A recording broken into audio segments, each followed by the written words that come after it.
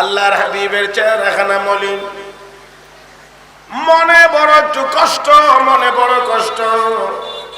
এর ভিতরে নবীর আপন চাচি আবু লাহাবের স্ত্রী উম্মে জামিল রাহমাতুল লিল আলামিনকে একদিন ডাকেন, ভাতিজা দাঁড়াও, একটু কথা আছে।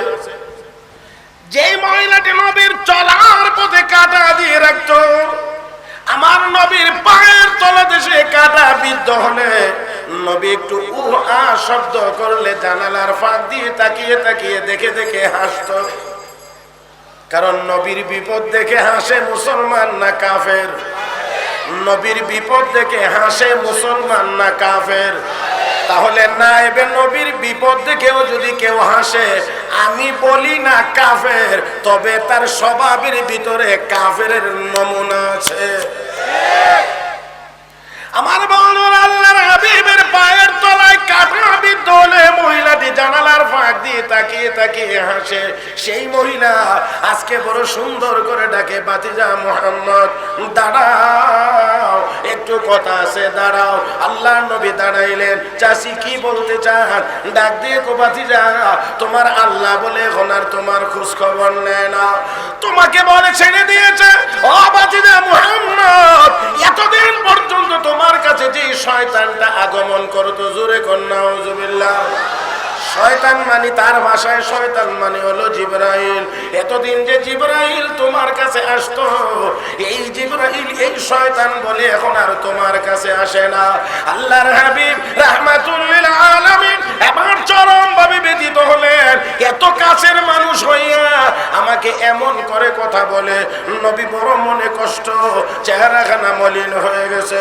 কাফের বেঈমানরা যখন এইভাবে করে আমার নবীকে কষ্ট দিতে শুরু করেছে, আল্লাহর হাবিব তো তখনও কিছু বলেন নাই। রাহমাতুল লিল আলামিন তাদেরকে কোনো জবাবও দেন নাই। আমার নবী শুধু সয়ে যাচ্ছেন, আমার নবী শুধু ধৈর্য ধারণ করে যাচ্ছেন।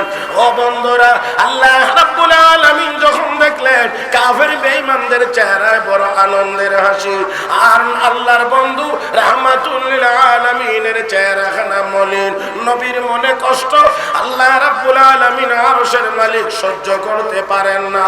হে বন্ধুরা, আমার আল্লাহ ওই মুহূর্তে কাফের বেঈমানদের চেহারায় চুন কালি মেখে দিয়ে, তাদের দাঁত ভাঙা জবাব দিয়ে, রাহমাতুল লিল আলামিন মনকে সান্ত্বনা দিয়ে, নবীর চেহারা মুবারক আরো উজ্জ্বল করে দিয়ে, আমার আপনার নবীর শান মান মর্যাদা বৃদ্ধি করে মহান আল্লাহ পবিত্র কোরআনে সূরাতুদ দুহা নাযিল করেছে। আমার বন্ধুরা, আমি এখানে প্রথমে যেই কথাটা বলতে চাই, আমার নবীকে তারা বলেছে এই কথা ওই কথা, ও মুহাম্মদ তোমার আল্লাহ এখন তোমার খবর নেয় না, এখন তোমাকে ছেড়ে দিয়েছে, তোমার কাছে আর শয়তানটা আসে না। আমার নবী কোনো জবাব দেন না, আমার নবী নীরব শুধু সহ্য করে যাচ্ছেন, কিন্তু আরশের মালিক সহ্য করেন না। আমার বন্ধুরা, নবী কিছু না বললেও, নবী জবাব না দিলেও আরশের মালিক সহ্য করেন না। এরে দুনিয়ার কাফের বেঈমানেরা, নাস্তিক মুরতাদেরা, আমার নবীর বিরুদ্ধে যারা কটূক্তি করার চিন্তা করো, তোমাদেরকেও সতর্ক করে বলতে চাই, আমার বন্ধুরা, তোমরাও যদি আল্লাহর নবীর সাথে বেয়াদবি করতে চাও, মনে রাখবা আরশের মালিক এখনো তোমাদেরকে ছেড়ে দিবেন না। আমার বন্ধুরা, শুধু তা না, মুসা আলাইহিস সালাতু ওয়াস সালাম ঘুমিয়ে থাকতেন, মুসা নবীর লাঠিটা জাগ্রত থাকতো, মুসা আলাইহিস সালামের লাঠি জাগ্রত থাকতো, নবী ঘুমন্ত। কাফের বেঈমানরা চাইতো মুসা নবীকে হত্যা করবে, যখন কাছাকাছি হইতো হঠাৎ করে লাঠিটা সাপ হয়ে তাদের মোকাবেলা করতো। আল্লামা জালালউদ্দিন রুমি রাহমাতুল্লাহি আলাইহি বলেন, হে দুনিয়ার কাফের বেঈমানেরা, মুসা নবী ঘুমিয়ে থাকলেও মুসা নবীর মুজিজা লাঠি ঘুমিয়ে থাকে না। আমাদের নবীও রওজায়ে আতারে যদিও ঘুমিয়েছেন, কিন্তু নবীর মুজিজা কোটি কোটি মুসলমান উম্মতেরা সবাই ঘুমিয়ে থাকে না। মনে রাখবা, লাঠি যদি সাপ হয়ে শত্রুর মোকাবেলা করে, তাহলে মুহাম্মাদুর রাসূলুল্লাহ রওজায়ে আতারে ঘুমিয়ে থাকলেও তার মুজিজা কোটি কোটি মুসলমান নবীর উম্মতেরা কিয়ামত পর্যন্ত নবীর দুশমনদের মোকাবেলা করে যাবে। ঠিক না বেঠিক? আমার বন্ধুরা, এখনো এখনো এখনো নবীর মহব্বতে জীবন দেওয়ার লোকের অভাব নাই। নাস্তিক মুরতাদরা ভালো করে স্মরণ রাখবা, এই বাংলার জমিন বিশ্ব নবীকে গালি দেওয়ার জমিন হতে পারে না, এটা শাহজালালের পুণ্য জমিন। আল্লাহ আমাদের সবাইকে বুঝার তৌফিক দান করুন, সবাই বলি আমিন। আল্লাহ রাব্বুল আলামিন এই সূরা নাজিল করে কাফের বেঈমানদের জবাব দিয়েছেন। মুহতারাম হাজিরিন, জবাব দিতে গিয়ে আমার আল্লাহ দুইটা জিনিসের কসম করেছেন। এক নাম্বার ওয়াদ-দুহা, দুহার কসম। দুই নাম্বার ওয়াল-লাইলি ইযা সাজা, অন্ধকার রাতের কসম। এবারে আমি আপনাদেরকে একেবারে সহজভাবে বোঝানোর চেষ্টা করছি। এক নাম্বার হলো আল্লাহ দুহার কসম করেছেন। দুহা মানে এটা আমাদেরকে একেবারে সরাসরি বুঝতে হবে। আপনারা যেভাবে বসে আছেন, মনে হয় আপনারা পশ্চিমমুখী হয়ে বসে আছেন না? সূর্য কোন দিক দিয়ে উঠে সবাই জানেন না? মনে হয় কোন দিক দিয়ে উঠে? পূর্ব দিক দিয়ে। সকালবেলা যখন সূর্য পূর্ব আকাশে উদয় হয়, তখন সুন্দর লাল টকটকা একটা গোল প্লেটের মতো সূর্যটাকে দেখা যায়। কথা ঠিক না? এরকম লাল টকটকা সুন্দর একটা গোল প্লেটের মতো দেখা যায়। উঠতে উঠতে উঠতে উঠতে উঠতে যেই জায়গাটায় গিয়ে আর সূর্যের দিকে তাকানো যায় না, আলো পরিপূর্ণরূপে ছড়া, আরবিতে ওই সময়টাকে দুহা বলা হয়। ওই সময়টাকে দুহা বলা হয়। আল্লাহ রাব্বুল আলামিন ওই সময়ের কসম করেছেন। ওই দিকে তাকাবেন না, সে আর আমরা এক না, এটা তো বুঝতে পারছেন? তাহলে আমরা এক হতে যাব না। তাকে তার হালতে রাখেন, আমরা আমাদের হালতে থাকি। বন্ধুরা আমার, আরবিতে ওই সময়টাকে দুহা বলা হয়। আল্লাহ রাব্বুল আলামিন ওই সময়টার কসম করেছেন। এবার এই সময়টা কিন্তু প্রতিদিনই একবার হয়। আল্লাহ কি প্রতিদিনের এই সময়ের কসম করেছেন নাকি বিশেষ কোন দিনের এই সময়ের কসম করেছেন? আমরা একটু বোঝার চেষ্টা করি। প্রথম নাম্বার কথা হলো, আল্লাহ এই সময়ের কসম করেছেন, এটা প্রতিদিনের এই সময়। মুহতারাম হাজিরিন, আল্লাহ এই সময়ের প্রতি ইঙ্গিত করে, কসম করে আমার আল্লাহ বুঝাইয়া দিতে চান, হে নবী, আকাশের সূর্যেরও একদল বিরোধী আছে। জানেননি আপনারা? এমন কোন বিরোধী পার্টির নাম জানেন আপনারা? বলেন তো কে আছে? বাদর, বাদর, বাদর চিনেন না? বাদর চিনেন না? বাদর আছে, বাদর। এই বাদুরের কাজ রাতের বেলা, দিনের বেলা সে বের হয় না, চোখ বন্ধ করে রাখে, কয় আমি সূর্য দেখি না। আল্লাহ, আপনারা মনে হয় নাই মাঠে। বাদুর চোখ বন্ধ করে রাখে, কয় আমি সূর্য দেখি না। আমার বন্ধুরা, কেন সে সূর্যের বিরোধী এটাও আমাদের জানার প্রয়োজন। কারণ বাদুরের চরিত্র 2 নাম্বার। কয় নাম্বার? 2 নাম্বার। কারণ হলো বাদুর কলা খায়, চুরি করে, কোনোদিন মালিকের অনুমতি নেয় না। আল্লাহ, আপনারা এখানে আরেকটা কথা না বললে হয় না। আমাদের দেশে পীর মুরিদিন নামেও অনেকে আবার কয় কি, মনের পর্দা বড় পর্দা, বাইরের পর্দা উঠাও রে। মনের বাতি বড় বাতি, বাইরের বাতি নিবাও রে। আমার বন্ধুরা, পর্দাও যদি উঠায় দেয়, বাতিও যদি নিবাইয়া দেয়, তাহলে আমার আর বলতে দ্বিধা হয় না, এটাও 1 নাম্বার পীর হতে পারে না, এটাও বাদুরের মতো চরিত্র 2 নাম্বার। না হয় এ বাতি নিবাইতে যাবে কেন? যেখানে আল্লাহ নবীদেরকে পাঠাইছেন অন্ধকার থেকে মানুষকে আলোর দিকে নেওয়ার জন্য। কিতাবুন আনজালনাহু ইলাইকা লিতুখরিজান নাসা মিনাল যুলুমাতি ইলান নূর। আল্লাহ রাব্বুল আলামিন বলেন, নবী গো, আপনার উপরে কোরআন নাযিল করেছি মানুষকে অন্ধকার থেকে আলোর দিকে নেওয়ার জন্য। আমার বন্ধুরা, আল্লাহ রাব্বুল আলামিন দুহার কসম করেছেন। আল্লাহ রাব্বুল আলামিন কেন করেছেন? হে নবী, আকাশের সূর্যেরও একদল বিরোধী আছে। ওই বাদুরেরা হলো বিরোধী, তারা চায় না সূর্য উদয় হোক। এরপরেও তাদের বিরোধী, তারপরেও সূর্য উদয় বন্ধ থাকে না, 1 আঙ্গুল কম ওঠে না, আবার ফিরেও রাখতে পারে না, দুহা থেকে পূর্ণতা লাভ করে। ও নবী, আপনি কেন চিন্তা করবেন? আপনি কেন চেহারা মলিন করবেন? আপনি হলেন নবুয়তের আকাশের সূর্য, জাদুর মার্কা লোক, এরার বিরোধিতার কারণে আপনার নবুয়ত আটকে থাকবে না। আমি যেমন দুহাতে নিয়ে সূর্যকে পূর্ণতা দান করি, হে নবী আপনার নবুয়তকেও আমি আল্লাহ পূর্ণতা দান করব। দুনিয়ার কাফের বেঈমানদের বিরোধিতা আপনার নবুয়তের সূর্য থেমে থাকবে না।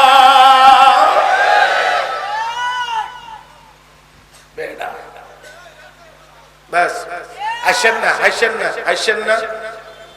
আমি একবারই বলছি, তার সাথে আমাদের মিললে চলবে না আমার বন্ধুরা। এক নাম্বার। দুই নাম্বারটা হলো, এটা একেবারে আপনাদের একটু পিছনের দিকে, সামান্য একটু পিছনের দিকে যাওয়া লাগবে, যে আল্লাহ প্রতিদিনের এই সময়ের কসম না করে একটা বিশেষ দিনের কসম করেছেন। এটা একটা বিশেষ সময়। সাইয়েদনা মূসা আলাইহিস সালাতু ওয়াস সালামকে আল্লাহ রাব্বুল আলামিন মুজিজা দিয়েছিলেন লাঠি। এটা আমাদের সকলের জানা কথা। সাইয়েদনা মূসা আলাইহিস সালাতু ওয়াস সালামকে আল্লাহ মুজিজা দিয়েছিলেন লাঠি। লাঠি হাতে থাকলে লাঠি ছেড়ে দিলে হয়তো, হাতে থাকলে লাঠি ছেড়ে দিলে হয়তো সাপ। মুহতারাম হাজিরিন, এখন যে যেমন অন্যদেরকে মনে করে এমন, এই জন্যে ওই জাদুবিদ্যার যুগ ছিল। ফেরাউনের দলের লোকেরা মনে করেছে মূসা আলাইহিস সালাতু ওয়াস সালাম উনিও মনে হয় জাদুঘরেই। এইরকম অনেকে অনেক রকম মনে করে। মনে করার অনেক কারণ আছে, যে যেই চরিত্রের আরেকজনকে মনে করে সেই চরিত্রের, এটাই স্বাভাবিক। মুহতারাম হাজিরিন, এই জন্যে তারা এবার মূসা নবীকে পিরাপিরি শুরু করছে। ও মূসা, আমরাও জাদু জানি, দেখা যায় তুমিও জাদু জানো। নাউজুবিল্লাহ কর। তো তাহলে আসো একটা জাদুর লড়াই হবে। আমরা দেখে নিতে চাই যে তোমার খোদার শক্তি বেশি না আমাদের খোদা ফেরাউনের শক্তি বেশি। আমি আপনাদেরকে জিজ্ঞেস করব, জবাব দিবেন। প্রথম নাম্বার কথা হলো, ফেরাউন কি খোদা নি? ফেরাউনের যত শক্তি আছে এটা তার নিজের নি, তাহলে তার নিজের তো কোনো শক্তিই নাই। আরে ফেরাউনের শক্তি কোথায় থেকে? নমরুদের শক্তি কোথায় থেকে? এত শক্তিশালী যদি হইতো তাহলে আবার পানিতে ডুববে কেমনে মরে? এত শক্তিশালী যদি হইতো মশার কামড়ে জুতার বাড়ি খায়া কেমনে মরে? তাহলে বুঝতে হবে সকল ক্ষমতার মালিক কে? এখন মূসা আলাইহিস সালামকে দেখো, আমি এই লড়াই টড়াই করবার জন্য দুনিয়াতে আসিনি। আমি এসেছি কালেমার দাওয়াত দেওয়ার জন্য। কালেমার দাওয়াত দিচ্ছি, তোমরা কালেমা গ্রহণ করে মুসলমান হয়ে যাও। এখন যতই মূসা নবী নম্রতা দেখা, তারা ততই বেশি আগায় আসে। আল্লাহর নবী মূসা আলাইহিস সালাম কয়, কালেমার দাওয়াত দিচ্ছি, দাওয়াত গ্রহণ করে মুসলমান হয়ে যাও। তারা কয় না, একটা লড়াই হবে, দেখতে চাই তোমার আল্লাহর শক্তি বেশি না আমাদের ফেরাউন সাহেবের শক্তি বেশি, আমাদের খোদার শক্তি বেশি।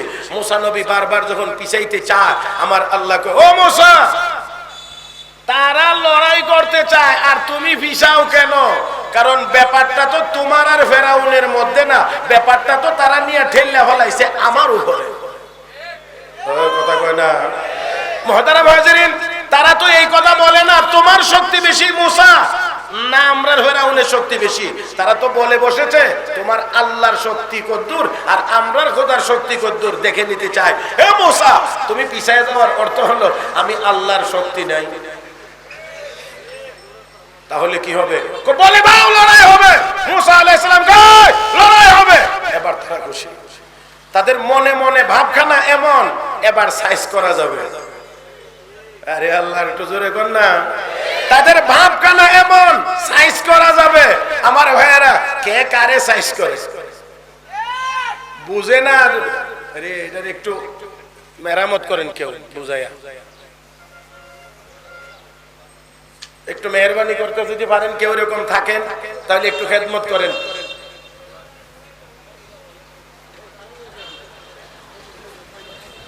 মুহতারাম হাজিরিন, তার আওয়াজটা শুনলে আপনারা ওইদিকে তাকায়েন না, আমি বারবার অনুরোধ করছি। দেখেন, তারা মনে মনে ভাবছে এবার একটু সাইজ করা যাবে, এবার একটু সাইজ করা যাবে। কিন্তু তাদের এই জানা ছিল না যে আসলে সকল ক্ষমতা একমাত্র আল্লাহর হাতে। এখন তারা খুব খুশি। আচ্ছা ঠিক আছে, লড়াই হবে, হবে মূসা, লড়াই হবে। বলে হ্যাঁ হবে। কথা হলে দিন তারিখটা ঠিক করে নাও, কোন দিন লড়াইটা হবে। মুসা আলাইহিস সালামকে আল্লাহ লড়াই কোন দিন হবে? জানায়া দাও মাউইদুকুম ইয়াউমুজ জিনা, তাদের লড়াইটা হবে তাদের উৎসবের দিন, আনন্দের দিন, ঈদের দিন। মুহতারাম হাজিরিন, আল্লাহ জানায়া দিলেন, মুসা নবী বলে দিলেন, এই তোমাদের ঈদের দিন, আনন্দের দিন লড়াই হবে। এটা সাপ্তাহিক আনন্দের দিনও হতে পারে, বাৎসরিক আনন্দের দিনও হতে পারে। আনন্দের দিনটা বাছাই করে নেওয়া হয়েছে। আমার ভাইয়েরা, এই আনন্দের দিনে কেউ যদি মায়ের খায় তাহলে জীবনে কোনোদিন বলতে পারে না। বিষয়টা একটু চিন্তা করার, এমন একটা দিন বাছাই করে নেওয়া হয়েছে, ঈদের দিন, এই দিন হবে লড়াই। মুসা আলাইহিস সালাতু ওয়াস সালাম বললেন তোমাদের ঈদের দিন, তো সময়টা আল্লাহ রাব্বুল আলামিন জানায়া দিলেন, ওয়া আইয়ুহশারান নাসু দুহা, সময়টা হবে দুহা। আপনাদের কি স্মরণ আছে দুহা কোন সময়টা? আল্লামা ইমাম বাগাবী রাহমাতুল্লাহ আলাইহি লিখেন, আল্লাহ ওয়া দুহা বলে ওই দিনের ওই সময়ের কসম করেছে। এবারে আসেন কি বুঝাইতে চান? যখন 3 তারিখ ঠিকঠাক হয়ে গিয়েছে, সময় নির্ধারিত হয়েছে, ফেরাউন কয় এবার সারা দেশ থেকে জাদুঘর জমাও, যত বিজ্ঞ জাদুঘর আছে সব নিয়ে আসো। 70,000 জমাইছে, 70,000। তাফসীরে নুরুল কোরআনের ভিতরে মাওলানা আমিনুল ইসলাম সাহেব রাহমাতুল্লাহ আলাইহি লিখেছেন 90,000। আমরা নিচেরটাতেই থাকি, এত উপরেরটা যাওয়ার দরকার নেই। 70,000 মুসা নবী একা সেই নির্দিষ্ট ঈদের দিন চলে এসেছে, সময়ও চলে এসেছে। তারা 70,000 ময়দানে, মুসা নবী একা গেছেন ময়দানে। এবার বলেন তো দেখি, দুই কাফেলার মধ্যে পার্থক্য কতটুকু? অনেক বলে, একজন আর 70,000, তার মানে পার্থক্য 8.5 তো পার্থক্য। একজন আর 70,000, এটা কি কেমন দেখা যায়? এটা কেমন দেখা যায়? এ দুনিয়ার মুসলমান, আমার আল্লাহ তো নমুনা আমাদের চোখের সামনে রেখে দিয়েছেন। নমুনা আল্লাহ দুনিয়াতে রেখে দিয়েছেন যে হকের পক্ষে যতই কম হোক না কেন, তাদের পক্ষে স্বয়ং আল্লাহ থাকেন। মুসা আলাইহিস সালাম নামলেন একা, তারা 70,000। কেমন জানি দেখা যায়, এরা তো মনে মনে ভাবতে আছে, মনে মনে ভাবতে আছে, হ্যাঁ রে ফুও তো লইবে না।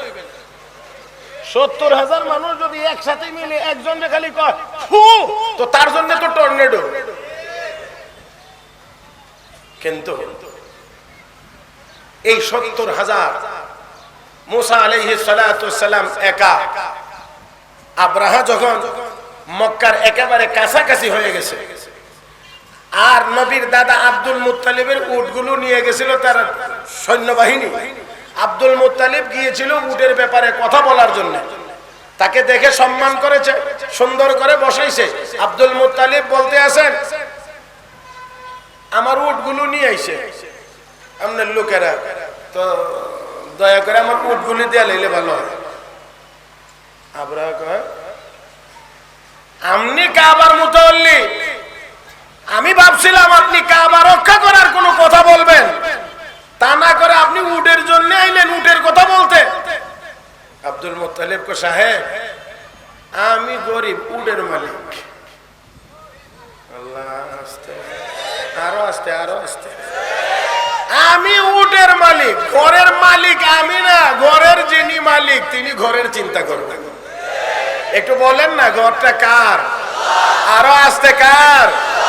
ইন্না আউওয়ালা বাইতি উযিআ লিন-নাস লাল্লাযী বিবাক্কাতা মুবারাকান ওয়া হুদাল লিল-আলামিন।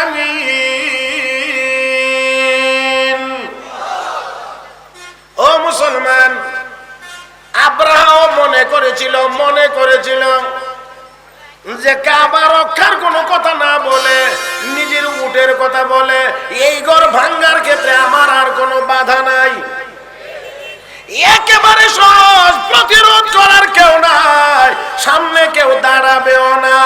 আব্দুল মুত্তালিব কো, সাহেব আমি উটের মালিক, আমি উটের কথা বলতে এসেছি, ঘরের মালিক আমি না, ঘরের যিনি মালিক তিনি ঘরের চিন্তা করবেন। আমার উটগুলো দিয়ে দেন। আব্রাহাকে দিয়ে দাও। উট নিয়ে চলে আসলেন আব্রাহা, এবং এত খুশি যে এখন শুধু যাব আর আসব।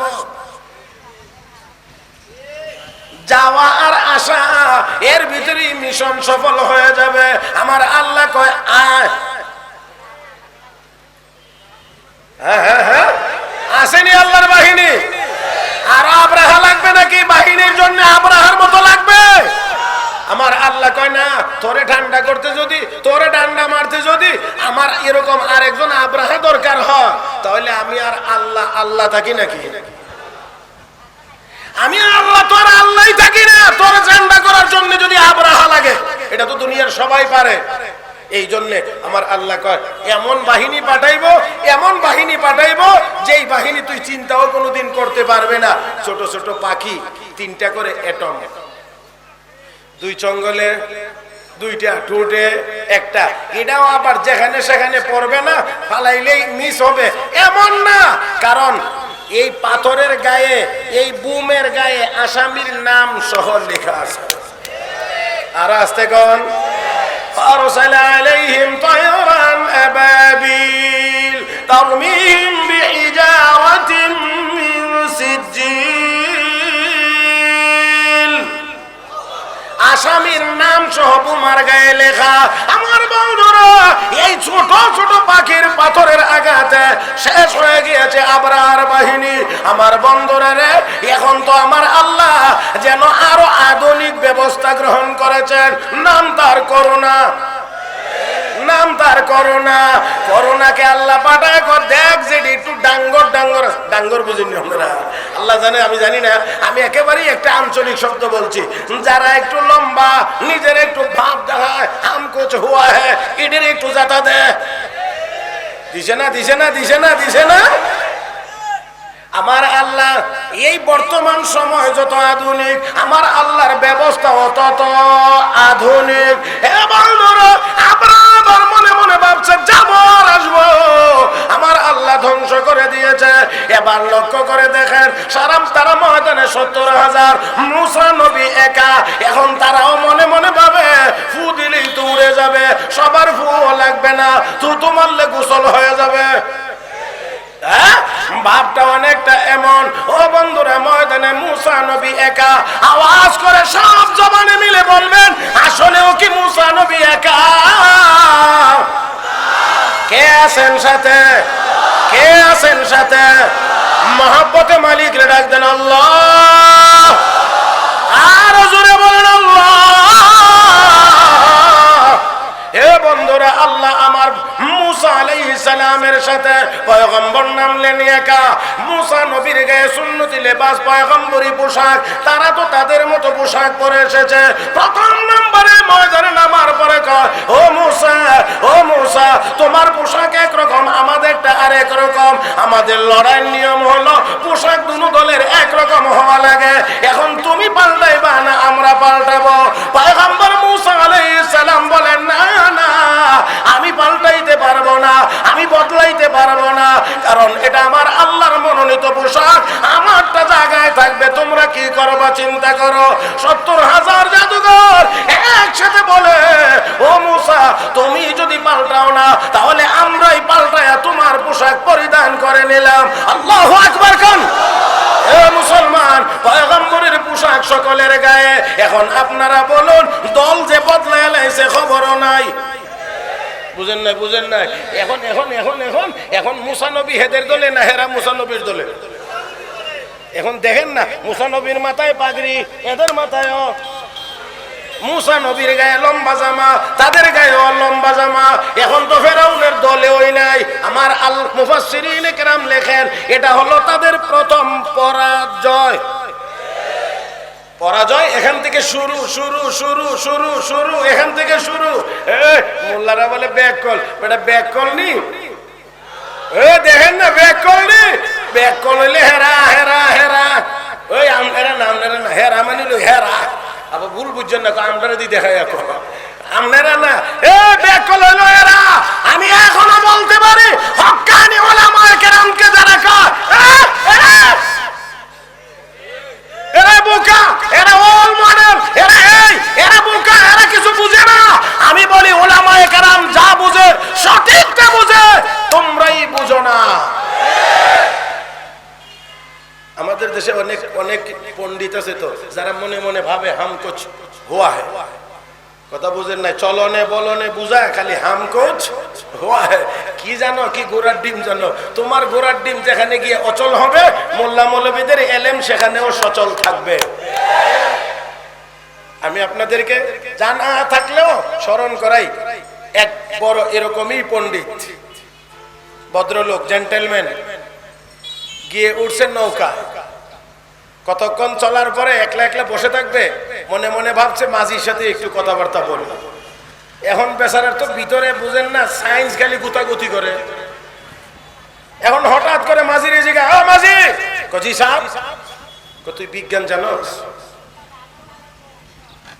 কি তোর মতো বেটা যদি বিজ্ঞানই জানতো তাহলে এই বেটা নি মাঝি হইতো। তোর মাথায় কি পরিমাণ জ্ঞান আর বিজ্ঞান আছে, তুই মাঝিরে জিজ্ঞাসা বিজ্ঞান নি জানে? তাহলে তুই কত নাম্বারের মূর্খ, এটা পয়লা প্রশ্নতেই বোঝা যায়। কথা কয় না কেন? আর ইন্সপেক্টর বলে গেছে স্কুলে পরিদর্শন ইন্সপেকশন করতে, গিয়ে ঢুকছে, জিজ্ঞাসা কোন ক্লাস রে? Sir class 9। আচ্ছা কোন ঘন্টা চলে? এখন স্যার অঙ্কের ঘন্টা। কত তো ভালোই হচ্ছে। কি হয়েছে? আমি ব্রিজের ওই পার থেকে হেঁটে তোদের স্কুল পর্যন্ত আসতে সময় লাগছে 15 মিনিট। বলতো আমার বয়স কত? ব্রিজের ওই পার থেকে তোদের স্কুল পর্যন্ত আসতে সময় লাগছে 15 মিনিট। বলতো আমার বয়স কত?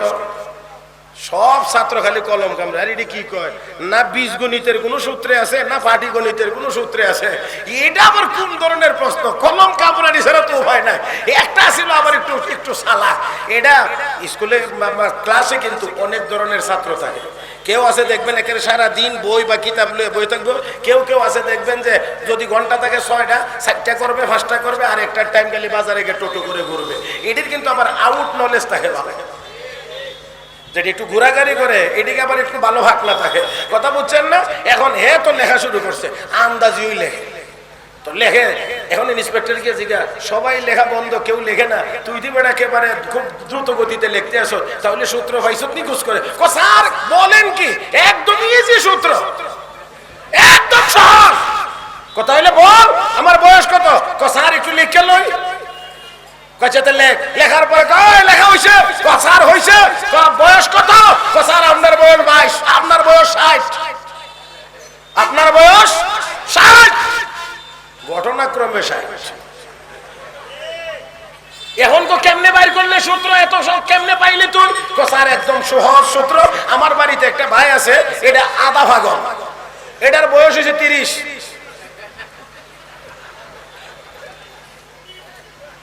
সূত্র একদম সহজ। আমার বাড়িতে আমার একটা ভাই আছে, এটা হাফ মেন্টাল, আধা পাগল, এটার বয়স হয়েছে 30। তো সূত্র তো সহজেই, আপনার প্রশ্নে বোঝা যায় আপনি পুরা পাগল, এই জন্য আপনার বয়স 60।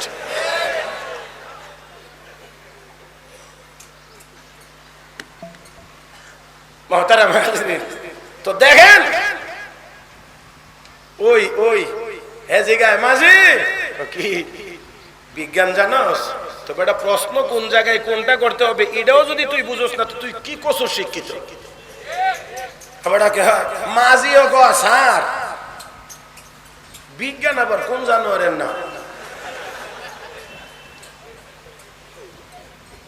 গাদা কোস কি তুই বিজ্ঞান জানিস না? তোর তো জীবনের 4 ভাগের 1 ভাগ ধ্বংস। স্যার গেলে আরো 12 আনা তো আছে, 4 আনা গেছে, আরো 12 আনা আছে। আর কতদূর গেছে পরে জিগা, এ মাঝি ভূগোল জানোস? স্যার আমরা গরিব মানুষ, এটি কি আন্দাজি জিগান, আমরা এগুলো কোথায় পাবো? আরে ভূগোলও জানোস না? তো তোর তো অর্ধেক গেছে গেছে, ধ্বংস। স্যার চলেন, আর অর্ধেক আছে। কতদূর পরে গিয়েছে, মাঝি ইতিহাস জানোস? স্যার বিয়ের আগে বাবার বাড়িতে ভাতি হাঁস খাইছি, বিয়ের পরে শ্বশুর বাড়িতে রাজহাঁস খাইছি। এই গরিব মানুষ আমরা ইতিহাস টিতিহাস কই ভাবো স্যার? কতর 12 আনা ধ্বংস। ঠিক আছে চলেন স্যার। এবার এতক্ষণের নৌকা টাঙ্গর হাওরে গেছে। আপনারা মনে চিনেন না লাগে, টাঙ্গর হাওর একটা আছে না জানি? এবার দেখা যায় মাশাআল্লাহ উত্তর কোণা থেকে ঠিকঠাক মতোই তুফান আসতেছে, ঝড় আসতেছে, বাতাসও শুরু হয়ে গেছে। এখন একটু একটু ঢেউ, নৌকা নড়ে। এখন মাঝিও একটু চান্স পাইছে। ভাইয়া কয়, স্যার সাঁতার জানেন? স্যার সাঁতার জানেন? বেটা কি কাজ? আমি 10টা লাখ টাকা লিফটে উঠি। সাঁতার আবার কোন জিনিসের নাম? কথা বুঝেন না? এখন মাঝি চোখ বড় করে দিয়ে কয়, স্যার সাঁতার জানেন না? কয় না। কয় যেই তুফান আসতেছে, ঢেউ শুরু হয়েছে, এখানে আর নৌকা বাঁচানো যাবে না। নৌকা ডুবে গেলে আমি তো 3টা না জেনে 12 আনা ধ্বংস, 4 আনা দিয়া সাঁতরাইয়া কিনারায় উঠতে পারবো। আপনি তো একটা না জানার কারণে 16 আনা ধ্বংস, হাওরে ডুববা মরতে হবে। আমার বন্ধুরা, যারা পণ্ডিতি করো আর মনে করো মোল্লা মৌলবীরা কিছু জানে না, আলেম ওলামা বেশি না জানলেও সাঁতার জানে, কোরআন জানে, তোমরা যা জানো একটা দিয়েও সাঁতরায়া জাহান্নাম থেকে মুক্তি লাভ করতে পারবে না। আলেম ওলামারা কোরআনের বরকতে জাহান্নাম থেকে মুক্তি লাভ করে জান্নাতে চলে।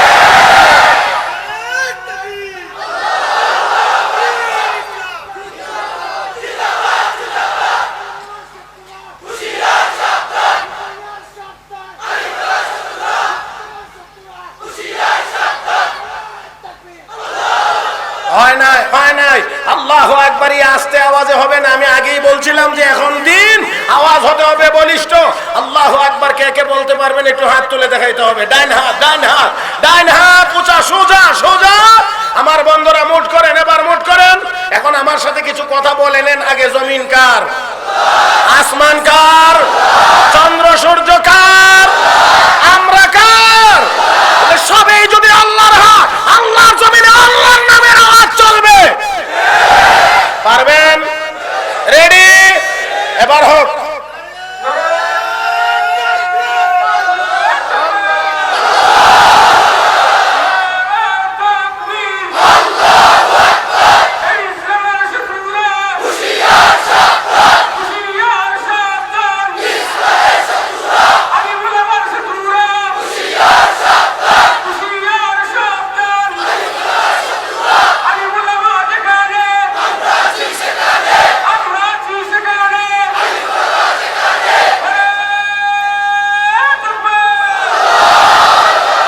মাশাআল্লাহ। এবারে এখনের আওয়াজে এটা জাওয়া তাফসীর মাহফিলের কিছু নমুনা হইছে। মুহতারাম হাজিরিন, আমি না প্রথমেই বলেছি যে আল্লাহর ফজল ও করমে যদি এতটুকু খেদমত হয় যে মাঠটা ভরে যায়, রে আল্লাহ রে, আমি কইতে আছি বিশ্বাস হয়।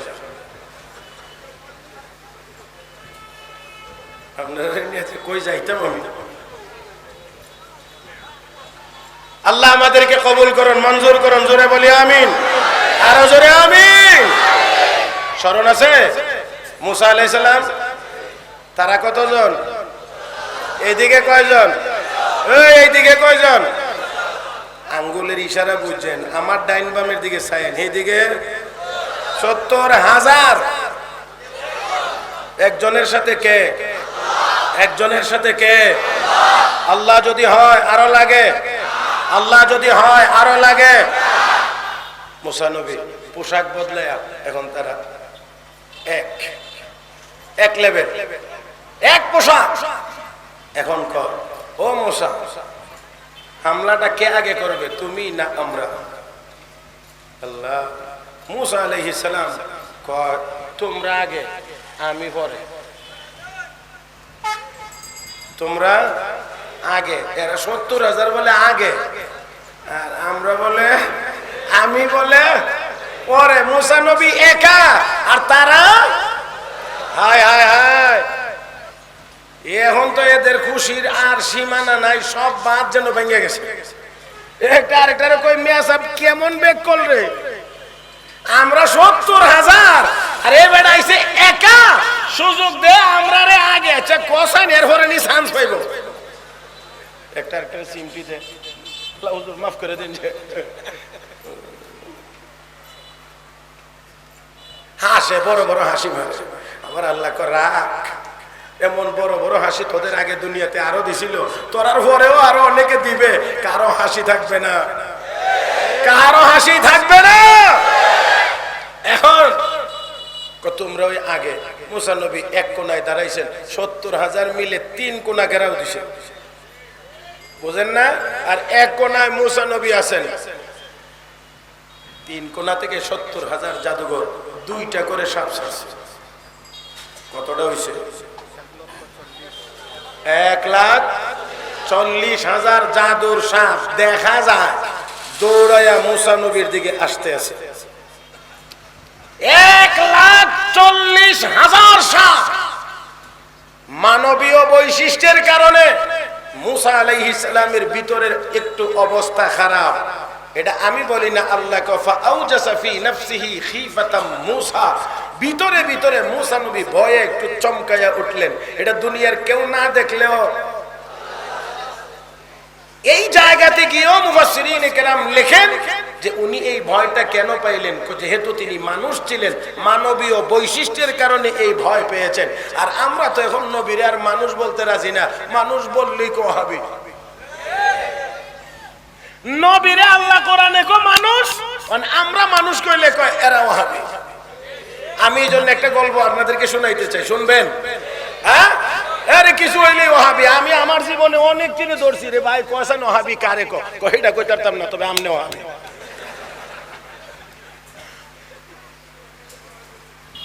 বহুজনকে জিজ্ঞাসি হুজুর ক ওয়াহাবি কারে কইটা কইতারতাম না, তবে তুমি ওয়াহাবি। ছোট সময় আমি আমার নানার বাড়ি মাদ্রাসায় যখন পড়তাম, তো নানির বাড়িতে নানার বাড়িতে বেড়াইতে গেলে এই হান্ডে আবার এই গরম সুন্নিদের খুব উৎপাত, গেলে আমার বেতে ওই দেওয়া হবে এসে, কই দেওয়া হবে এসে, কই দেওয়া হবে এসে, এইরকম করতো। তা আমি মাঝে মাঝে কিছু কিছু তো আমার সমবয়সীকে ধরতাম, ধরে কইতাম ওহাবি কারে কহিটা কইতারতাম না, তোরা কমি মাদ্রাসার যেটি ফরজ এরা ওহাবি কারে কহিটা কইতে পারে না।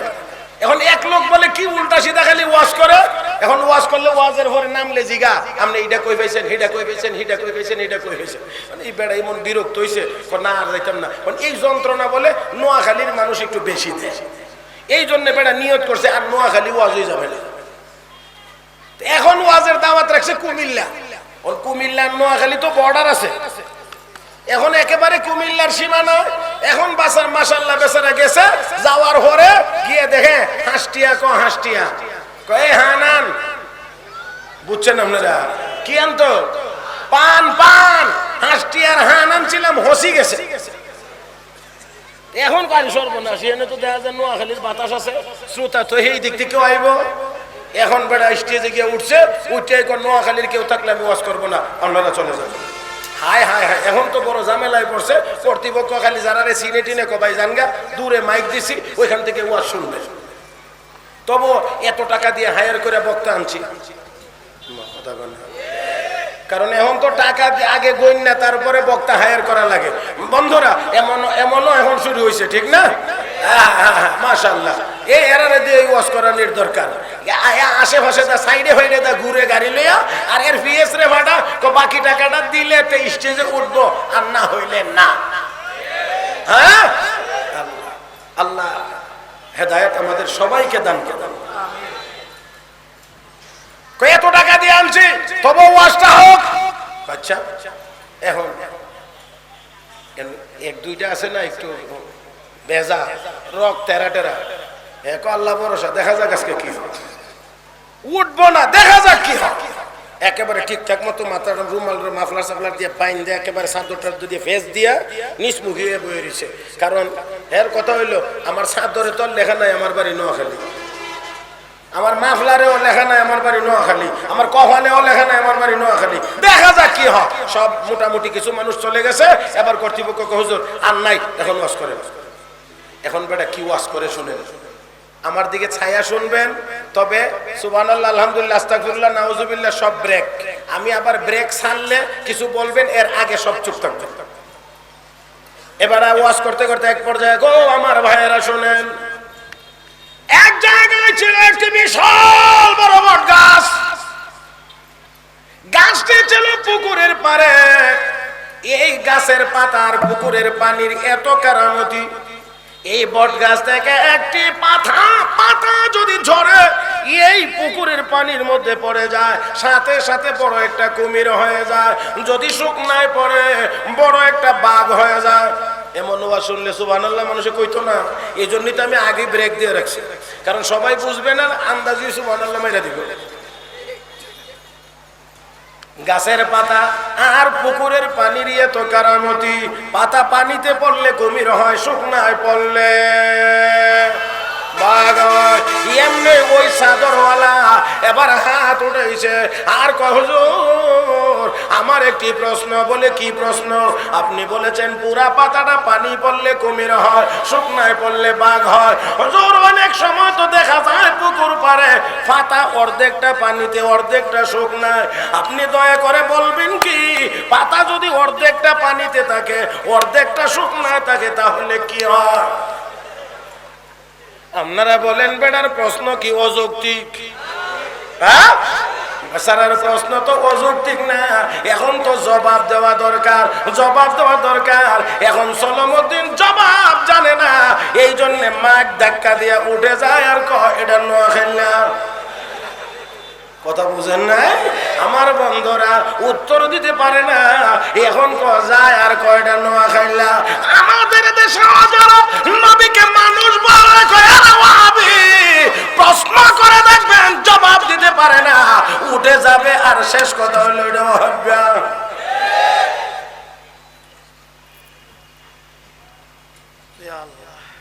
আমার বন্ধুরা আল্লাহ তাদেরকে আমাদেরকে সবাইকে হেদায়েত দান করুন। আরো জোরে। মুসা আলাইহিস সালাম মানুষ, সকল নবী মানুষ। এত আস্তে বললে হবে না। মুসা আলাইহিস সালাম না আদম আলাইহিস সালাম থেকে নিয়ে শুরু করে মুহাম্মদুর রাসূলুল্লাহ পর্যন্ত যত পয়গম্বর এসেছেন সবাই মানুষ ছিলেন।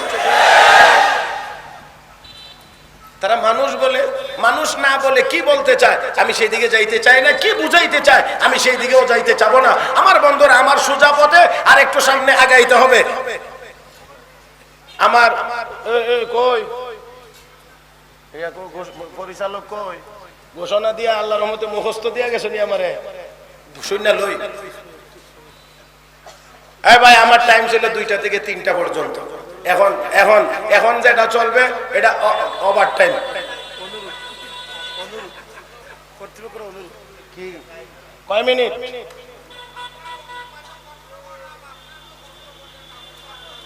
কষ্ট করতাম নি। আচ্ছা না আমনে মুরব্বী মানুষ, আমনে কইলে তো আল্লাহও ফিরায় না।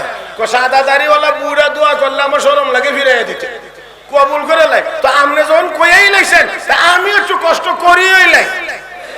কথা কি কন আপনারা? বাকিরা কি মুরব্বীর সাথে দ্বিমত না একমত? যেই কাজে ফারাক। আমার টাইম ঠিক থাকতে হবে। যদি 3:30 হতে 3:30টার আগে আনা যাবে না।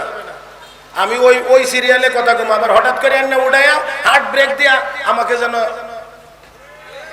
কারণ বড় হুজুর আইলে ছোট হুজুরের একটু এমনি।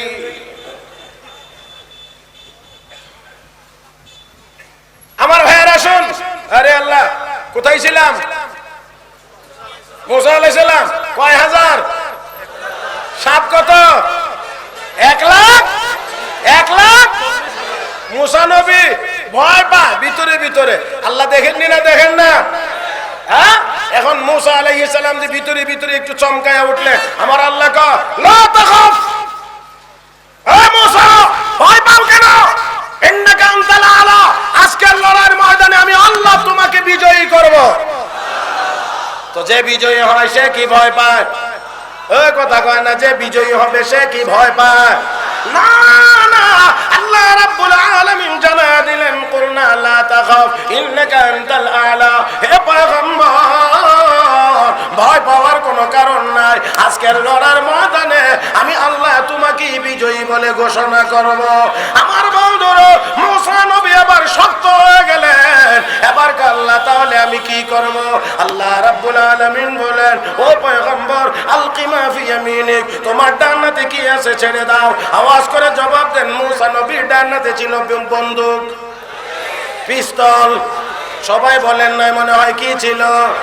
ওয়ামা তিলকা বিয়ামিনিকা ইয়া মুসা ক্বালা হিয়া আসাই আতাওয়াক্কাউ আলাইহা ওয়া আহুশু বিহা আলা গনামি ওয়া লিয়া ফিহা মাআরিবু উখরা।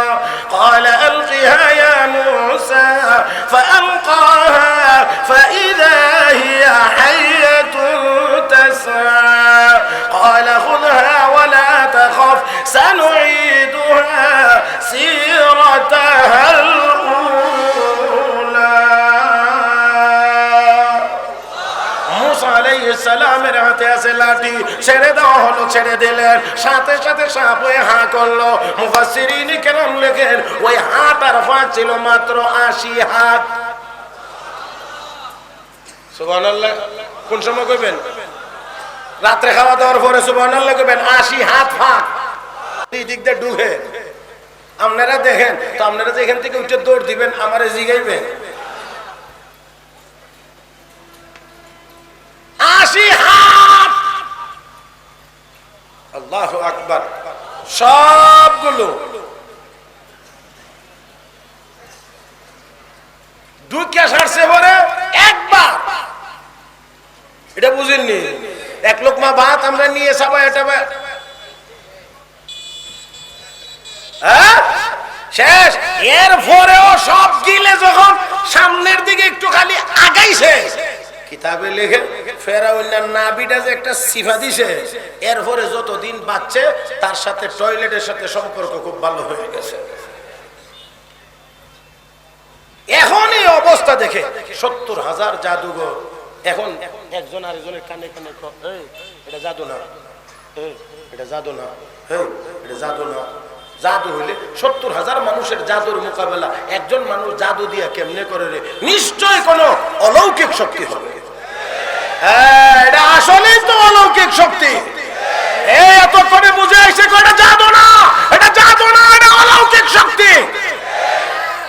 এমনি আমার আল্লাহ কো জিবরাইল কজি আল্লাহ একটু মাঠের দিকে একটু ছায়া দেখো না, ময়দানের কি অবস্থা, আমার বন্ধু তো একা। আল্লাহ জানেন না কেমনে কেমনে কি। জিবরাইল উকি মারছেন, তাকায় কো প্রভু ময়দানে তো ফেরাউনের দলের কোনো লোক দেখা যায় না। আল্লাহ আপনারা নাই। আল্লাহ ময়দানে ফেরাউনের দলের কোনো লোক দেখা যায় না। কেন দেখা যায় না? সবাই তো মুসা নবীর পোশাক পরিধান করা।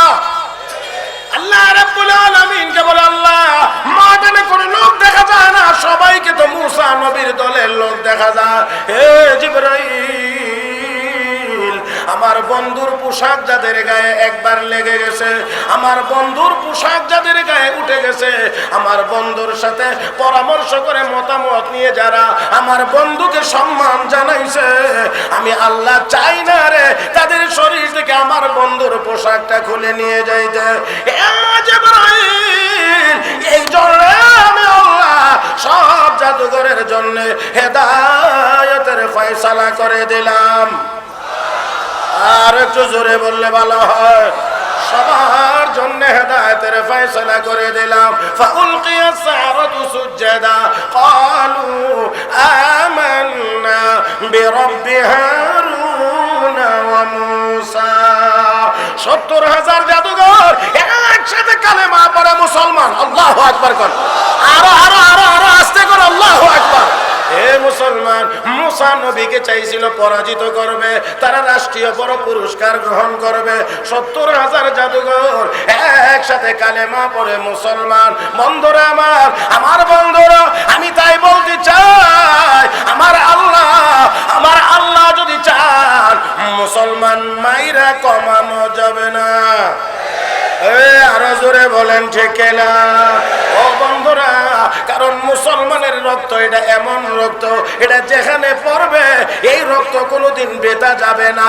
আজ হয়, না হয় কালকে, না হয় পরের দিন, না হয় পরের বছর, না হয় আফগানিস্তানের মতো 20 বছর পরে। হায় হায়, এরা বলে সুপার পাওয়ার। আমার মতে যেই মিলে আফগানিস্তান থেকে আমেরিকান সৈন্য পালাইছে, এটা মনে হয় গ্রামের গরু সুরেরাও এমনি পালায় না। গ্রামগঞ্জের গরু সুরেরাও এমনি পালায় না যেমনে পালাইতে হয়েছে তাদেরকে। আমার বন্ধুরা, কত বছর?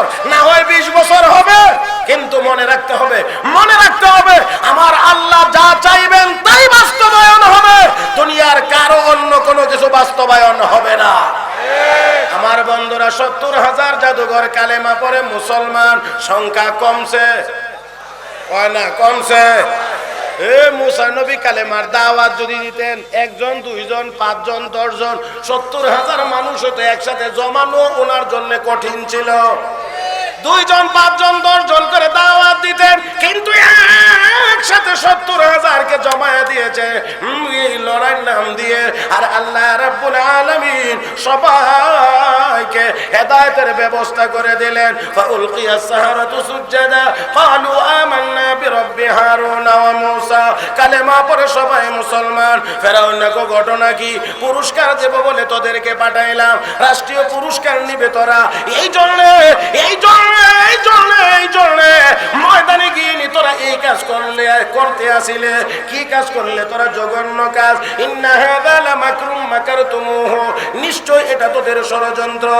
এই মুসা হলো তোদের উস্তাদ, তোরা হলে শাগরিদ। এই জন্য ময়দানে গিয়ে উস্তাদের সম্মানে পরাজয় বরণ করে নিলে। না, ছেড়ে দেব না, একজনকেও ছেড়ে দেব না, তোরা ষড়যন্ত্রকারী। আমার বন্ধুরা লক্ষ্য করে দেখো, এবার তা ফেরাউনের হুঙ্কার হলো, একটাকেও ছেড়ে দেব না, সবগুলোকে গাছের ডালে ঝুলায়া ঝুলায়া আমি ফাঁসিতে লটকাবো। আমার বন্ধুরা মাত্র কালেমা পড়ে হয়েছে মুসলমান, মাত্র কালেমা পড়ে হয়েছে মুসলমান। ফেরাউনের মতো এত বড় শক্তির পক্ষ থেকে হুঙ্কার, একজনকেও ছেড়ে দেওয়া হবে না, সবগুলোকে ফাঁসিতে লটকানো হবে। আমার বন্ধুরা মাত্র কালেমাওয়ালা মুসলমান, মাত্র কালেমা পড়ে মুসলমান হয়েছে। এই লোকগুলো এবার ডাক দেখো, ফেরাউন ঈমান এনেছে, দুনিয়ার কোনো লাভেও না, ঈমান এনেছে দুনিয়ার কোনো লোভেও না, ঈমান এনেছে গুনাহ মাফের জন্য, ঈমান এনেছে আল্লাহর জান্নাতে যাওয়ার জন্য। অতএব ফাকদি মা আনতা কাজ, তোমার যা মনে চায় তা করতে পারো, কিন্তু মনে রাখবা 1 সেকেন্ডের জন্য আর ঈমান ছাড়তে পারবো না। আরো জোরে কান। আমার বন্ধুরাই জোরে আমরা বলি, এ দুনিয়ার কাফের বেঈমানেরা, কিছু মানুষকে তোমরা টাকার বিনিময়ে মাথার বুদ্ধি আর বিবেক কিনে নিয়ে যেতে পারবা। তোমাদের পক্ষে ওকালতি করবে, তোমাদের পক্ষে কথা বলবে, এমন কিছু হালুয়া রুটি খানেওয়ালা কিছু লোক তো অবশ্যই ছিল, এখনো আছে। তবে আমি বলতে পারি, যারা ইমানদার, যারা মুমিন, তারা জীবন দিবে।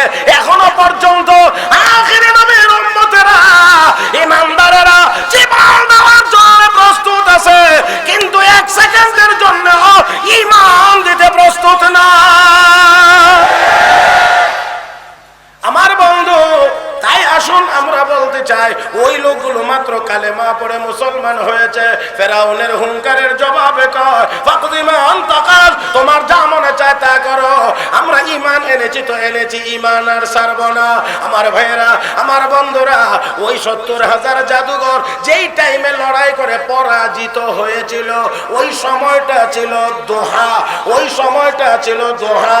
ও দোহা বলে আমার আল্লাহ ওই সময়টার কসম করে আমার নবীকে ইঙ্গিত করে বুঝাইতে চান, হাবিব কেন গো চেহারা মলিন করেন? কেন আপনার মনে এত ব্যথা? টেনশন করবেন না, চেহারাও মলিন করবেন না।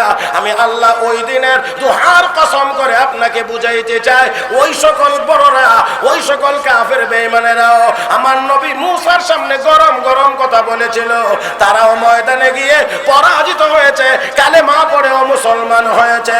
হাবিব টেনশন করবেন না, আজকেও যারা আপনার সামনে গরম গরম কথা বলে, তারাও একদিন আপনার সামনে পরাজিত হবে এবং অনেকেই কালেমা পড়েও মুসলমান হয়ে যাবে। আমার বন্ধুরা, 2 গেল, 3 নাম্বার দোহা বলে আল্লাহ রাব্বুল আলামিন নবীর সুন্দর চেহারা মুবারকের কসম করেছে। আরো জোরে, আরো জোরে, আরো জোরে, আরো জোরে, আরো জোরে। আমার নবীর চেহারা মুবারক অসুন্দর, কয় না রে? আরো জোরে কন। হে মুসলমান, নবীর চেহারা মুবারককে আল্লাহ সূর্যের সাথে তুলনা করেছেন। ওয়াল্লাইলি ইযা সাজা, অন্ধকার রাত বলে নবীর কালো কালো চুল মুবারকের কসম আল্লাহ করেছেন। আমার বন্ধুরা, দুটোটা মিলাইলে হয় আমার নবীর সৌন্দর্যের কসম করেছেন। জোরে জোরে জোরে জোরে আমার বন্ধুরা আওয়াজ করে একসাথে বলতে হবে, আমার আপনার নবী অসুন্দর না সুন্দর? গোলাম মোহাম্মদ কাদিয়ানী, এটা জানেন না? এতদিন এ ওয়াজে এতটুকু কথাও শুনেন নাই? গোলাম মোহাম্মদ কাদিয়ানী টাকা এই দিকে, চোখ যাই দুই দিকে। এর নাম কি? এর নাম কি? এই দিকে তাকাইলে এই দিকে চোখ যায়, তার নাম কি? টেরা। টেরা কথা কয় না? কি কি কি কি? টেরা টেরা টেরা। টেরারে সুন্দর কা। এই আপনার মেয়ের বিয়ের লাগি যদি টেরা চোখলা এ প্রস্তাব নিয়ে কথা কয় না? কথা কয় না? তাহলে টেরা কি সুন্দর? আর জোরে না। ও বন্ধুরা, সব নবীকে আল্লাহ সুন্দর বানাইছেন, আর আমার নবীকে সবার উপরের সৌন্দর্য দান করেছেন। কোন কোন কোন কোন কোন কোন?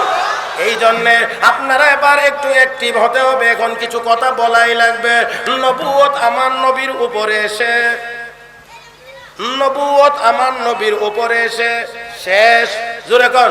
নবুয়ত আমার নবীর উপরে এসে শেষ। কিতাবে লেখে নবুয়ত যেমন আমার নবীর উপরে এসে শেষ, ও বন্ধুরা হুসন জামাল সৌন্দর্য আমার নবীর উপরে এসেই শেষ। আমার ভাইয়েরা, আমার বন্ধুরা, তাহলে সকল নবী ছিলেন সুন্দর, গোলাম মোহাম্মদ কাদিয়ানী তাহলে নবী হইতে পারে? আরো জোরে নবী হইতে পারে? আওয়াজ করে বলেন, আমার নবীর পরে আর কোন নবী? তো আসতে বললে ইমানের আওয়াজ হবে না। নবীর পরে আর কোন নবী? আরো জোরে। মা কানা মুহাম্মাদুন আবা আহাদিন মির রিজালিকুম ওয়ালাকিন রাসূলুল্লাহ ওয়ালাকিন রাসূলুল্লাহি ওয়া খাতামান নাবিয়্যিন ওয়া কানা আল্লাহু বিকুল্লি শাইইন আলিমা। আল্লাহ রাব্বুল আলামিন বলেন, আমার নবী হলো শেষ নবী। হে মুসলমান, দুনিয়াতে মুসলমান হতে গেলে মনে করতেই হবে, করতেই হবে, আমার আপনার নবী শেষ। বলেন বলেন, শেষ নবী। কেউ যদি নবুয়তের দাবি করে, উলামায়ে কেরাম লেখেন তার কাছে কোনো দলিলও চাওয়া যাবে না। তুমি যে নবী, দলিল দাও, কারণ এই কথা বললেও ঈমান থাকবে না। কারণ আল্লাহর কোরআনে আল্লাহ বলেছেন, আর কোন নবী, আর কোন নবী, আমার নবী শেষ নবী, আর কোন নবী নাই। অতএব কেউ যদি নবুয়তের দাবি করে, সে কি? এখন আওয়াজ করতে হবে, এখন আওয়াজ করতে হবে। যদি কেউ নবুয়তের দাবি করে, সে নবী না কাফের? বলেন, কাদিয়ানী, কাদিয়ানী, কাফের, কাফের, কাফের, কাফের।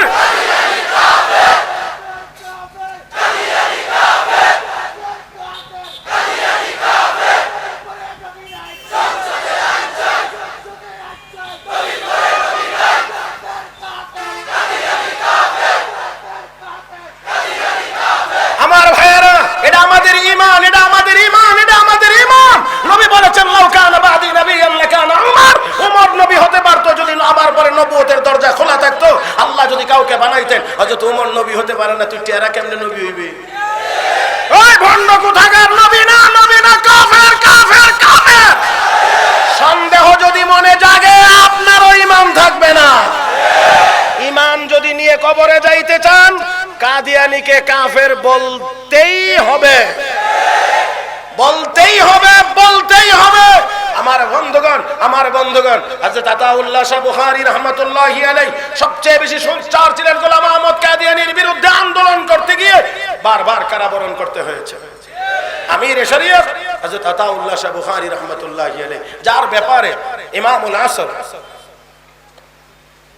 আসর হযরত মাওলানা মুহাম্মদ আনোয়ার শাহ কাশ্মীরি রাহমাতুল্লাহি আলাইহি তিনি বলেছেন যে আমার 50 বছরের বুখারীর দর্শ যদি একদিকে রাখা হয়, আর আমির শরীয়ত আতাউল্লাহ শাহ বুখারীর 1 ঘন্টার বয়ান যদি একদিকে রাখা হয়, তাহলে ওনার 1 ঘন্টার বয়ানের ওজন হবে বেশি। সেই লোকটি বারবার জেলখানায় গিয়েছে। জেলখানার ভিতরে ওই লাল কুত্তা, ইংরেজ লাল কুত্তার বিচারক, এক বিচারক বৈশা নিয়ে আসছে গোলাম মোহাম্মদ কাদিয়ানীর ছেলে মির্জা বশির। বশির হাজির করছে, কয় মির্জা বশির সাহেব আপনার বাবা যে নবী, কোরআনে কোন দলিল আছে আপনার কাছে? কয় দলিল আছে। কোথায় আছে? কোরআনে আছে, মিন বাদ ইসমুহু আহমদ, মিন বাদ ইসমুহু আহমদ। ঈসা নবী বলছেন আমার পর একজন নবী আসবেন, ওনার নাম আহমদ। হযরত আতাউল্লাহ শাহ বুখারী। আরে সিংহ তো সিংহ, খাঁচায় বন্দি থাকলেও সিংহ। কথা কয় না রে? এই সিংহের খাঁচায় গিয়ে কেউ আগে হাত দেয় না, কারণ এটা বন্দি থাকলেও জেলখানার ভিতরে। আতাউল্লাহ শাহ বুখারী রাহমাতুল্লাহি আলাইহি সিংহের মতো গর্জন দিয়ে কয়, ওই বেকুফ নাদান বশির, তোর বাবার নাম গোলাম আহমদ, কোরআনে আছে শুধু আহমদ, তো তোর আব্বা কেমনে হয় আয়াতের মেস্তা? কোন আমার আব্বা আহমদ, তোকে গোলাম বাদ। কেমনে বাদ? এমনি বাদ। কই এমনি বাদ দিলেই বাদ হয়? বলে হয়। তাহলে শোন, আমার নাম আতাউল্লাহ, দুই শব্দে মিলে আতাউল্লাহ হয়, একটা আতা আর একটা আল্লাহ। তাহলে এমনি বাদ দিলে যদি বাদ হয়, তো আমিও নাও আমার নামের প্রথম অংশ আতা এখন থেকে বাদ দিলাম, আর শুধু আল্লাহ বাকি রইলাম। তো আমি আল্লাহ বলছি, তোর মতো, তোর বাপের মতো কুত্তারে আমি নবুয়তিও দেই নাই, তোর বাপ নবীও হতে পারে।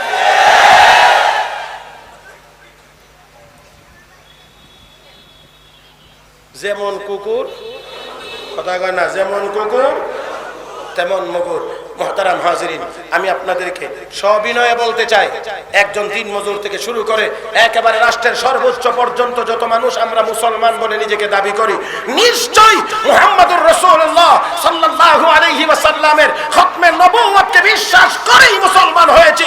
আর এই ঈমান নিয়ে যদি যাইতে চায় হাশরের ময়দানে আল্লাহর নবী রাহমাতুল লিল আলামিনের হাতে যদি হাউজে কাউসার চাই, নবীর শাফাআত যদি প্রয়োজন মনে হয়, মুসলমান হিসেবে বলছে আপনাকে অবশ্যই কাদিয়ানীদেরকে অমুসলিম ঘোষণার ব্যাপারে আপনাকে সোচ্চার ভূমিকা পালন করতে হবে। এবার যে যেখানেই থাক না কেন, 15 কোটি মুসলমানের হৃদয়ের দাবি বাংলাদেশে কাদিয়ানীদেরকে সরকারিভাবে অমুসলিম ঘোষণা করা হোক। এটা দাবি, সবার দাবি। যদি মুসলমান হয়ে যাইতে হয়, মুসলমান হিসেবে হাসরে দাঁড়াইতে হয়, নবীর শাফাআত যদি দরকার হয়, আর যে যেখানেই থাকি না কেন, নিচে থাকি আর উপরে থাকি, নিচের পদে থাকি উপরের পদে থাকি, রাস্তায় থাকি আর বিল্ডিং এ থাকি, আমাকে এই আন্দোলনে অন্তত কথার মাধ্যমে হলেও শরীক হতে হবে। কাদিয়ানীরা কাফের। আল্লাহ আমাদের সবাইকে বুঝার তৌফিক দান করুন, মুহাব্বতের সাথে বলি আমিন। আমার ভাইয়েরা, বিশার মেয়াদ ফুরিয়ে আসছে, মানে এক্সটেনশন যেটা করা হয়েছিল সেটাও শেষ হয়ে যাচ্ছে। বন্ধুগণ, আমি বাকি কথাগুলো একেবারে শর্ট সময়ের ভিতরে শেষ করতে চাই। মুহতারাম হাজিরিন, তাহলে আসুন, আমার আল্লাহ নবীর সৌন্দর্যের কসম করেছেন, নবীর সৌন্দর্যের কসম করে কাফের বেঈমানদের জবাব দেয়, ওয়াদুহা ওয়াল লাইলি ইযা সাজা মা ওয়াদ্দাআকা রাব্বুকা ওয়া মা ক্বালা। এই সমস্ত উল্টা পাল্টা কথা বলে, এই জন্য আপনি চেহারা মলিন করবেন না। না না বন্ধুগো, আমি আল্লাহ আপনাকে এত ভালোবাসি, আমি আল্লাহ আপনার চেহারা আর চুল তথা সৌন্দর্যের কসম করে বলছি, মা ওয়াদ্দাআকা রাব্বুকা ওয়া মা ক্বালা। আমি আল্লাহ আপনাকে ছেড়েও দেই নাই, আপনার উপরে অসন্তুষ্ট হয় নাই। জোরে কোন মারহাবা। হে মুসলমান, আমার আল্লাহকে অসন্তুষ্ট না, ছেড়েও দেই নাই। হে হাবিব, মন কেন খারাপ করবেন? ওয়ালাল আখিরাতু খায়রুল লাকা মিনাল উলা। নিশ্চয় আপনার পরকাল আগের কালের চাইতে আমি আল্লাহ বড় সুন্দর করে সাজায়া রাখছি। আমার বন্ধুরা, পরকাল কোনটা, আগের কাল কোনটা? এক নাম্বার ব্যাখ্যা হলো, নবী গো মক্কায় আসেন, একটু সময় ধৈর্য ধারণ করেন, একটু কষ্ট করেন, একটু ধৈর্য ধরেন। আমি আল্লাহ আপনার জন্য হিজরতের পরে মদিনায় যখন যাবেন, আমি আল্লাহ আপনাকে মদিনার রাষ্ট্রপতি বানায় দেব। ও বন্ধুরা, আমার নবী মক্কায় ছিলেন সাধারণ নাগরিক, কাফের বেঈমানরা বাড়ি ঘরে ঘেরাও করেছে, আমার নবীকে হত্যা করবে। ওয়াইদ ইয়ামকুরু বিকাল্লাযীনা কাফারু লিইউসবিতুকা আও ইয়াকতুলুকা আও ইউখরিজুক ওয়া ইয়ামকুরুনা ওয়া ইয়ামকুরুল্লাহ ওয়াল্লাহু খায়রুল মাকিরিন। কাফের বেঈমানরা ষড়যন্ত্র করে আপনাকে হত্যা করবে। নবী গো, আমি আল্লাহ আপনাকে নিরাপদে বের করে রাস্তা দিয়ে নিয়ে যাব, নিরাপদে বের করে নিরাপদ রাস্তায় মদিনা আল্লাহ হাবিব মদিনায় গেলেন, যাওয়া মাত্রই মদিনার মানুষ বড় আনন্দিত। তালাল বাদরু আলাইনা মিন সানিয়াতিল বিদাই, আমাদের উপরে পূর্ণিমার চাঁদ উদয় হয়েছে বলে মদিনার অবুঝ বাচ্চাগুলো আল্লাহর নবীর প্রশংসা করে কবিতা লেখে। দুর্ভাগ্য আমাদের বাংলাদেশে 4.5 লাখ মসজিদের দেশ, হাজার হাজার মাদ্রাসার দেশে এমন কুলাঙ্গার কবির জন্ম হয় যারা কয় আজানের শব্দগুলো আমার কাছে বেশ্যার আওয়াজের মতো মনে হয়। এত আসতে না, আরো জোরে কর। আমার বন্ধুরা, এরা বলে কবি, এরা আমাদের দেশের কলঙ্ক, কলঙ্ক, কলঙ্ক। এ বন্ধুরা, শিক্ষিত হতে পারে, আবু জাহেলও শিক্ষিত ছিল, আবুল হেকাম ছিল, কিন্তু ইসলামের বিরুদ্ধে যাওয়ার কারণে মূর্খের বাবা হইছে। বন্ধুরা আমার, কেমন কথা আজানের শব্দকে কোথায় কার সাথে নিয়ে তুলনা করেছে আমাদের আর বুঝতে অসুবিধা হয় না। চরিত্র যথেষ্ট খারাপ। আমার বন্ধুরা, মদিনার ওই অবুঝ বাচ্চাগুলো পর্যন্ত তারা আনন্দে আত্মহারা। আল্লাহর হাবিব বাচ্চা একজনকে কোলে নেন, আদর করেন। আল্লাহর নবী একজনকে নিলে আরেকজন সিরিয়ালে আসে, নবী আগের জনকে নামায়া পরের জনকে কোলে নেয়। এইভাবে করে আগাইতে আগাইতে রাহমাতুল লিল আলামিনের চোখের সামনে মক্কার জীবনের নির্যাতনের চিত্রটা ভেসে উঠেছে। নবীর চোখ দিয়ে পানি বের হয়ে গেছে। আল্লাহর হাবিব করে, মদিনার বাচ্চারা, তোরা কি একদিন আমাকে পাগল পাগল বলে গালি দিবে? তোরাও কি দেখদিন আমার চলার পথে কাদা দিয়ে রাখবে? তোরাও কি একদিন আমাকে পাথর মারবে? আল্লাহর নবীর এই কথা শুনে মদিনার ওই বাচ্চাগুলো বলেছিলেন, না না ওগো আল্লাহর নবী, না, আমরা আপনাকে দাওয়াত দিয়ে সম্মান করে এনেছি, আপনার সম্মান রক্ষা করার জন্য যদি প্রয়োজন হয় রক্ত দেব, জীবন দেব, আপনার ইজ্জত সম্মান নষ্ট হতে দেওয়া হবে না। আমরাও মদিনার ওই অবুঝ বাচ্চাদের সাথে ওই সাহাবীদের সুরে সুর মিলে বলতে চাই, বাংলার বুকে নবীর ইজ্জতের উপরে আঘাত করবে এই দেশের 15 কোটি মুসলমান কেউ নীরব করে বসে থাকবে না। আমার বন্ধুরা, আল্লাহর হাবিব মদিনায় গেলেন, আল্লাহ রাষ্ট্রপ্রধান বানায় দিলেন। আমার নবীকে আল্লাহ কা বন্ধু, এদের কথা শুনে কেন চেহারা মলিন করবেন? ওয়ালাল আখিরাতু খায়রুল লাকা মিনাল উলা, আপনার মক্কার জীবন থেকে মদিনার জীবন বড় উত্তম। নাম্বার 2, আল্লাহ রাব্বুল আলামিন বলেন, নবী গো, দুনিয়ার হায়াত আর কয়দিন, একটু ধৈর্য ধারণ করেন। আপনি দুনিয়া ছেড়ে যখন চলে যাবেন, কবর থেকে, রওজা শরীফ থেকে শুরু করে হাসরের ময়দানে উঠবেন, আপনার মর্যাদা ওই দিন আবু লাহাব, আবু লাহাবেরা, আবু জাহল, আবু লাহাবেরা তারাও দেখবে আপনার মর্যাদা আমি আল্লাহ কত এখানে নির্ধারণ করে রেখেছি, আপনার শান শৌকত কি তারা ওই দিন দেখবে। আমার বন্ধুরা, দেখবেই তো সবাই দাঁড়িয়ে থাকবে, কি বিচার হবে না, হিসাবই শুরু হবে না, কোন নবী সুপারিশ করবে না, একমাত্র আমাদের নবী। জোরে জোরে জোরে জোরে জোরে জোরে জোরে জোরে জোরে জোরে সব নবীদের কাছে যাবে, সবাই বলবে, না না, লাস্ত হুনাকুম, লাস্ত হুনাকুম, লাস্ত হুনাকুম, আমি এই কাজ করতে পারবো না, আমি এই কাজ করতে পারবো না, আমি এই কাজ করতে পারবো না। আদম বলবেন, আমি পারবো না। তোমরা নূহের কাছে যাও, নূহ আলাইহিস সালাম বলবেন, আমি পারবো না। ওয়ালাকিন ইব্রাহিম আব্দুল্লাহ ওয়া খলিলুর রহমান, তোমরা আল্লাহর খলিল ইব্রাহিমের কাছে যাও, তিনি বলবেন, আমিও পারবো না। মুহাম্মদুর রাসূলুল্লাহর কাছে আসলে বলবে, হ্যাঁ আমি পারবো, আমি পারবো। মাকামে মাহমুদে গিয়ে পড়বেন সেজদায়, আমার নবী কয়, আমি ওই দিন আল্লাহর এত প্রশংসা করব, কি শব্দে প্রশংসা করব এটা আমি এখন জানি না, আমার আল্লাহ তখন আমাকে শিখাইয়া দিবেন। আমার আল্লাহ তখন আমাকে শিখাইয়া দিবেন আমি কোন শব্দে আল্লাহর প্রশংসা করব। যখন প্রশংসা শুরু করব, আল্লাহর রাগ ঠান্ডা হবে, তখন আল্লাহর পক্ষ থেকে ঘোষণা হবে, ইরফা রাসাকা ইশফা তুশাফা ওয়াসাল তুতা। হে বন্ধু, আপনাকে আর কাঁদতে হবে না, আপনি কাঁদবেন না, মাথা উঠান, সুপারিশ করেন, যা বলবেন তাই হবে, যা চাইবেন তা দেব, সুপারিশ করবেন, সুপারিশ মঞ্জুর করা হবে।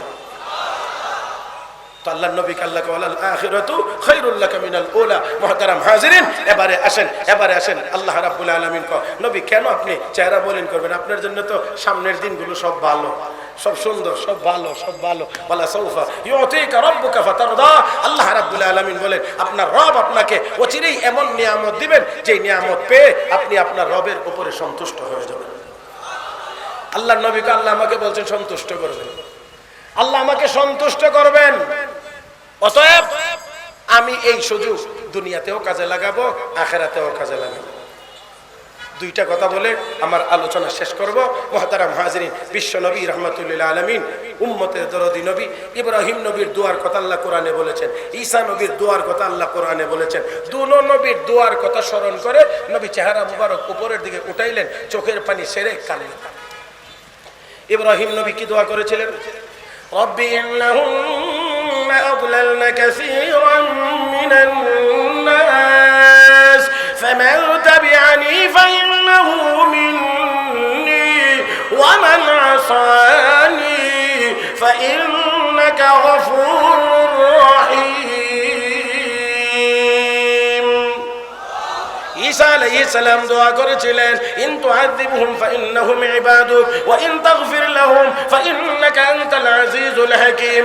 আল্লাহ রাব্বুল আলামিনের দুই নবীর দুই দোয়ার কথা স্মরণ করে নবী কাঁদেন, আল্লাহুম্মা উম্মতি, আল্লাহুম্মা উম্মতি, আল্লাহুম্মা উম্মতি। আল্লাহ কো জিবরাইল, আমার বন্ধুকে জিগাও কেন এমন করে কাঁদে। জিবরাইল কো নবী গো কেন এমনে কাঁদেন? কো ইব্রাহিম নবী, ঈসা নবী উম্মতের জন্য দোয়া করেছেন, এই জন্য আমিও দোয়া করতে আসি উম্মতের নাজাতের জন্য। আল্লাহ কো জিবরাইল, বন্ধুকে সুসংবাদ জানায় দাও, উম্মতকে নিয়ে চিন্তা করতে হবে না, আমি আল্লাহ আমার বন্ধুকে তার উম্মতের ব্যাপারে কখনোই অসন্তুষ্ট করব না।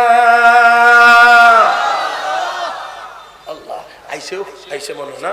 হ্যাঁ, আচ্ছা আচ্ছা, আইলে তো আপনারা বাচ্চা, কারণ এখন আমি বিদায় হবো, আপনারা বাচ্চা বাস। মুহতারাম হাজরিন, এই আমার দিকে তাকান। যিনি আসতেছেন উনি চেয়ারে বসবেন, মন ভরে দেখবেন এবং মন ভরে বয়ান শুনবেন। কথা ঠিক না? আসুক না, আসার পরেও আরো 10 মিনিট লাগবে মাইক পাইতে, অসুবিধা নাই, টেনশন করেন না। মুহতারাম হাজরিন, এই আমার দিকে তাকান, আমি কথা শেষ করছি। হাসরের ময়দানে আল্লাহর রাসূল এই সুযোগ কাজে লাগাইবেন। নবী বলেন, আল্লাহ আমার একদল উম্মতকে নাজাত দিয়ে বলবেন, হাল রাজিতা ইয়া হাবিবি, দুস্থ খুশি। আমি বলবো না। আবার একদল উম্মতকে নাজাত দিবেন, দিয়ে বলবেন, হাল রাজিতা ইয়া হাবিবি, বন্ধু খুশি হইছেন? আমি বলবো না। যতক্ষণ পর্যন্ত জাহান্নামে আমার গুনাহগার উম্মত থাকবে, ততক্ষণ পর্যন্ত আমি না বলতে থাকবো, না বলতে থাকবো। আমার আল্লাহ আমার সবগুলো জাহান্নামী উম্মতকে নাজাত দিয়ে যখন বলবেন, হাল রাজিতা ইয়া হাবিবি, বন্ধু খুশি হইছেন, তখন আমি বলবো, হ্যাঁ আল্লাহ আমি এখন সন্তুষ্ট হয়েছি। তার মানে হলো আল্লাহ আমার সবগুলো জাহান্নামী উম্মতকে নাজাত দিয়েই আমাকে সন্তুষ্ট করবেন। যেই নবী উম্মতের জন্য এত দরদ, এত মায়া, এত কিছু, সেই নবীর উম্মত হয়ে সেই নবীকে কষ্ট দেওয়া, এটা মুমিনের কাজ হতে পারে না। বলেন বলেন বলেন বলেন। এখন আমি আপনাদেরকে শুধু একটা কথা বলি, দাড়ি কাটলে নবী খুশি হয়, কি হয়? কষ্ট পায়, তাই না? তাহলে আসুন আমরা নিয়ত করি যে ইনশাআল্লাহ যাদের মুখে দাড়ি নাই, আজকে থেকে আর দাড়ি কাটবো না, দাড়ি রাখবো। আল্লাহ সবাইকে তৌফিক দান করুন। জীবনের প্রতিটি মুহূর্তে নবীর সুন্নতের অনুসরণ করার সর্বাত্মক চেষ্টা করব। আল্লাহ রাব্বুল আলামিন আমাদের সবাইকে তৌফিক দান করুন। আমিন ইয়া রাব্বাল আলামিন। সুবহানাল্লাহি ওয়া বিহামদিহি, সুবহানাল্লাহিল আযীম।